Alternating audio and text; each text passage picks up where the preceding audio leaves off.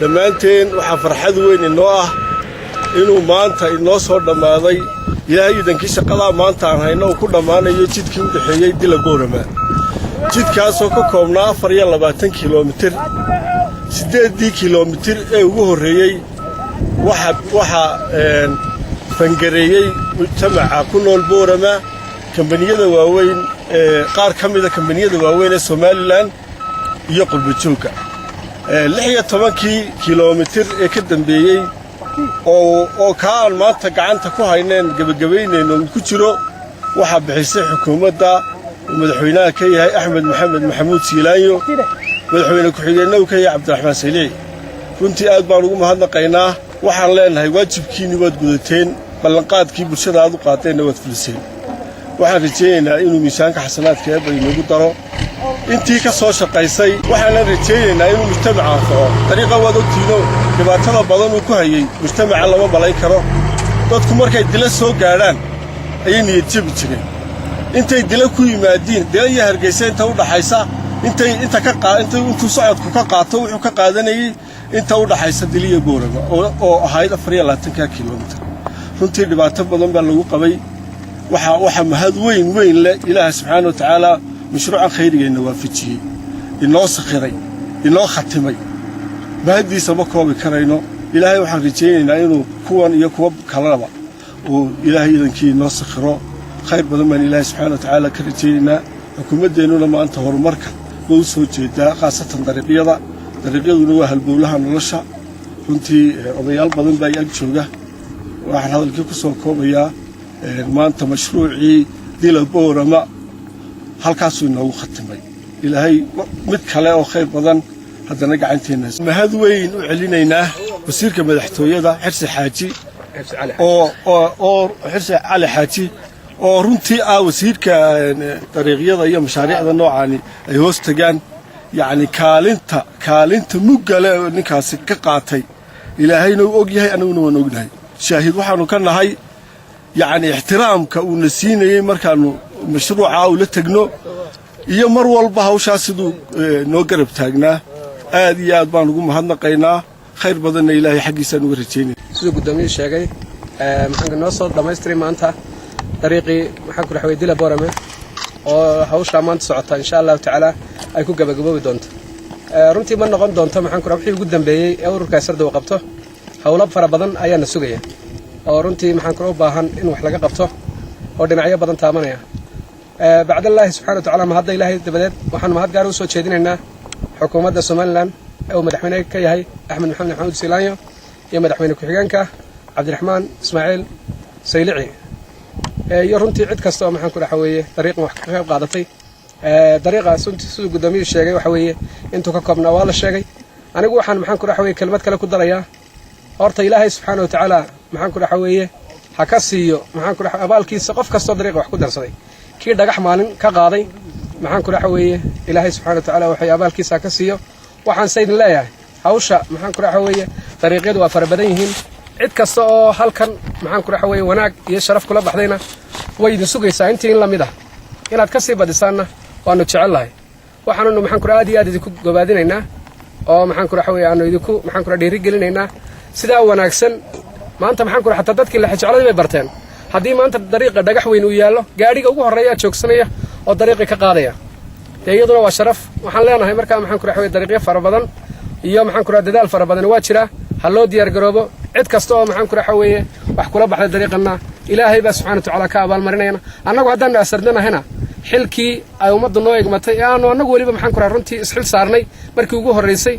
waxa weeye waxaan isleeyahay ururka asarda uu ka soo baxay ilaahay baana subxaanahu wa ta'ala mahad ku leh waxaan ilaahay subxaanahu wa ta'ala ka baryaynaa inta kale ee wanaagana in ilaahay subxaanahu wa ta'ala noo dhameystiro dhamaantiina waad nala maxaan ku raxay garab taagnaydeen hiil iyo hooba in laaliintiina la garab taagnayd intii ka maqnaydeen horan aan hiil iyo hool noore ag istaagna waxaan jecelnahay inay qaybaha dambe insha Allah ta'ala nala ag istaagaan ururka asardana ilaahay subxaanahu wa ta'ala ayuu ka sugayaa wixii wanaagiisa oo xagga Allah yaan wax dhigana annagu maxaan ku raxweeye adduun halkan kama qaadano taayada ayaanu ku bixinaa taasna waa sharaf runtii maxaan ku asarda gaar ahaan uu leeyahay dhalinyaro iyo maxaan ku waayeelba inta ururku ka kooban yahay marka waxaan jecelnahay insha Allah ta'ala markaad codkayga maqashaan inaad noo soo ducaysaan oo aad noogu ducaysaan wanaag iyo sharaftii aanu idinka dul qaadnay aan u dhamaystiri lahayn waanad mahadsantihiin wasalaamu calaykum asarda laakiin yar baan ku darayaa qolada heesta waxay odhan jirtay ku kala mooye kan galbay marka kan waa naga galbado waa naga dhamaaday alxamdulilah ma haddana waa kay asarda sheegtay waxay iskale xukuumadda maanta jirta iyo dhammaan wixii gacan ka geystay dabadiyo gudaba laakiin waxa meesha taagan hawshan hadday dhammaatay yurub iyo ameerika wal qurxiyaa la yidhi waxa qurxiyey dawladda iyo dadka iska leh haddii dadkii kaco oo uu isla istaago waddankooda inuu qurxiyo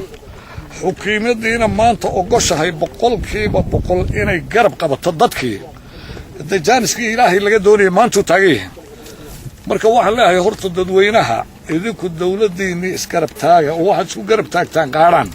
iyadiina waabay u taagan tahayba in waddankii ay qurxiso oo ay wax ka qabato waa ka go'an tahay dee ilaahay baa laga helaa ma garanaysaa in dawladdiina maanta diyaar la tahay dadweynihiina u taagan yihiin meesha maanta noo hadhay ee aan doonayno asarda haddana inaan wax ka qabannana waa laba waddo qaybtan aan samaynay oo dila boorama ah dila kala baydh waa go'an tahay iyado oo waxay rabtaa in lagu noqdo waa qodobka labaad waxaan ku ballansanahay xukuumadda somalilan jidkii boorama low yacdo inay dhagax dhigto ballankaa madaxda u sarraysa ayaa noo qaaday waa aanan ka sugaynaa imikana furitaanka ilaahay waa iidankii waxaan u rajaynaynaa maanta hadduu inaga dhammaaday dee waa imanayaanu waa sugaynaa xukuumaddeenna dadweynahana waxaan u sheegaynaa in ballankaasi jiro iyagana waxaan u sheegaynaa hawshii ay noo idmadeen inaan dhammaynay oo ballankii ka dambeeyey aan ka sugaynay dhinaca loo dhaqaaqayo talo iyo ma garanaysaa toosinba marka hawshii horena halkaasay ku intihootay hawsha aan maanta fuuturka filaynaana wataa ilaahayna xukuumad khayr qabto maanta ina siiyey oo madaxweyne axmed maxamuud maxamed siiraayo hogaaminayo wasiirka madaxtooyaduna runtii waa nin boqol u dhigma oo ma garanaysaa kartina leh ma garanaysaa qalbi wanaagsanna haya diina leh kolkaa ilaahay waxaan ka rajaynaynaa oo aan ku kalsoonnahay jidadkaa kii loo dhaqaaqaba sida kaasi u galbada inuu galban doono marka kaa horan mahadcelintaasaan ka bixinay wixii waraasada haysaana wakaa والسلام عليكم waxay soo qadilay wakilmada ka digay saaxiibaday in aan ku daro labada kelmad waxa weeyaan maalinta jidka bilaabayna 24 kilomitir maanta ka hadlayno kilomitirka ugu dambeeyay wax shilin ah ama wax qalab ah ama wax agab haba yaraatay lahayd ma jiro waxa lagu bilaabay tala saarasho la tala saartay ilaahay tala saarasho ilaahay tala saarana ilaahay uu noo dhabeeyay oo noo guuleeyay oo dhammaadkii baanu joognaa waxaanu bilownay bishii afraad 2017 waanu bilownay oo maxay ahayd waxaanu maxay laami maahayn laakiinse laamiga waxaanu bilownay 2017 bishii afraad maantana waa bishii labaad 22 2014 horta maanu shaqayn oo qalab iyo waxbaanu ku maqnayn laakiin 2 sano iyo bar bay noqonaysaa intaas waxaan inteedii badnayd dad waxaanu numar ku tashaynay gacanta maxayda community-ga awdaysa laakiinse dawladdan magaranaysan barakaysan ay noo dhalatay ee tii hore ay nooga dambaysay ee uu madaxweynaheena axmed maxamuud axmed siilaayo ka madax yahay ayaa dhammaystirtay 16 kilomitir kii ugu dambeeyeyna waa naga maanta awdayseen waxaan ka cadaynayaa inay maanta ka hor ay 4 dal ay jaar lahaayeen Soomaaliland Ethiopia Yemen iyo Djibouti afarta waddan way ka xidhay wax dariiqo isku xidhay ma jiro hal dariiq baa maanta dhamaanaya oo Soomaaliya inagu xidhaya kii Hargeysada madaxdu joogto inagu xidhaya ayaa maanta dhamaada waxaynu u diyaar garoobaynaa haddaynu awdaysannahay inaynu Djibouti iyo Ethiopia iyo Yemen isku xidho Yemen dekad baa inagu xidhaysa labada kan waxay nagu xidhay wadda laamiya Ethiopia ma hadhow halkuu noogu yimaadeen waa soo wadnaa bay yiraahdeenoo qaybteedii baanu ku daraynaa marka anagu xagay wax ka soo bixino ayaa ku soo xidhaysa mar wadadayada kale waxay nooga fadhiyeen intii dawladihii soo gaarsiiyaan rootan ku soo xidhan marka maxay noo fadhiyaa taa hadday ballan qaaday Etoobiyadii dawladda ay dhisayso waxay noo fadhiyaa oo la inooga fadhiyaa reer awdal iyo reer Sanaal maxay saqiil iyo kabiir ku dibad jooga iyo ku dal jooga jidkii maxay hayday low yacado iyo boormaynu isku xidho waxaan qabaa haddaan ilaahay tala saarano sidaa uu inoogu dhib yareeyey inuu inooga dhib yarayn doono oon si fudud ku dhammaystanayno oon magaranaysaa ku xidhmayno markaa 3 dal ta afraadna hartaa waa inoo waddo oo 4 waddan jaarka lahayn markaan isku xidhno dee dhaqaaluhu kobci dhallinyaraduna way wada guursani dalkuna wuu barwaaqoobi marka waa inaan muruqeenna iyo maalkeenna iyo maskaxdeenna aynu mid ka dhigna walaalahayga halkan gacanta ka geystay madaxweyne ku-xigeenka xirsi xaaji cali waxaan maxay saaxiibada u mahadnaqay anna mahad intaa in leeg baan u gudbinayaa ummadda reer Somaliland iyo ummadda reer Awdal iyo reer Sana'a waxaan leeyahay warjidkii dheeraa ayaa haree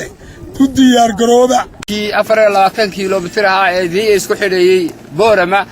oo maalintii u dambeysay taa khadmay waa alxamdulillah ilaahay loogu mahadno 4 maalmood ka hor waxaan ku soo maray isagoo aad rafaada maantana waad arkaysaan waxa lagu shubayo ciidii jidka sida odayaashu u yiraahdeen ba hawl ka geysatay waa sadaqa tijaariya saddexdii nabigu sheegay ku jirtaa waa sadaqa tijaariya u socotay isaga u socotaa haday xukuumad tahay iyo hadii ay cid kale tahay ba cidii ka qaadatay غير wax ka qaatay ilaahay subhanahu wa ta'ala miisaanka aakhirada ha ugu kordhiyo anigoo u dhaafay inta waxaan ka wakiilahay hadda kaliya maanta ka jooga qurba jooga meel kasta ha joogan Afrika Aasiya Amerika iyo Asia meel kasta ha joogan marka waxaan anigu u baaqayaa maadaama la dhagax dhigayo dariiqi isku xidhay Boorama iyo Looyacade dadka reer Somaliland ee ku nool qurbaha hadda maanta anigu wakiilkaan kaliya ka joogo meel kasta ay joogaan inay u guntadaan oo guntiga dhiisa iska dhigaan dumar khayr qabaan leena anaga oo aad ugu fiican wax gurida raguna aad bay u dadaalaan aad bay waxa khayraadka ugu fiican yihiin maad maqasheen mar kasta in maaragtay TV-yada lacagaha laga bixiyo dadkaas u badan yihiin ee dadka masaakiinta quudiya tanna waa sadaqatul jaariya oo wadanku ku dhoolaanayo ninku dhagax halka dhigay isaga buu yaalaa maalinta qiyaamaha kolka waxaan ku boorinayaa walaalahayga qurbaha joogan anigu wakiil ka ahay meel kasta ay joogaanba inay u diyaar galoobaan siday qayb libaax saa walba uga qaadan jireen qayb libaax siday uga qaadan lahaayeen inay rag iyo dumarba u diyaar galoobaan oo nin walba ku tala galo oo la sugo kaliya dhagax dhigida madaxweynuhu oo dhagax inoo dhigayo dawladana waanu mahadnaqaynaa sida ay sheegtay asardaba wax weyn bay qabatay dawladda Soomaaliland maanta wax weyn bay dariiqa ka qabatay waan mahadnaqaynaa ilaahay hortiisana way la tagayaan waana mas'uuliyad ay qaadeen waana mas'uuliyadda ummaddu ka sugaysay cid kasta oo dawlad waxa weeye xilkeeda qaadayna oo joogta muxuu ahaa waxa weeye xafiis ama maamul joogta waa laga rabaa ummadda inuu u fikiro marka waa mas'uuliyadka la isweydiin doono qofka mas'uulkiihi waxa la yiraahdaa waa qof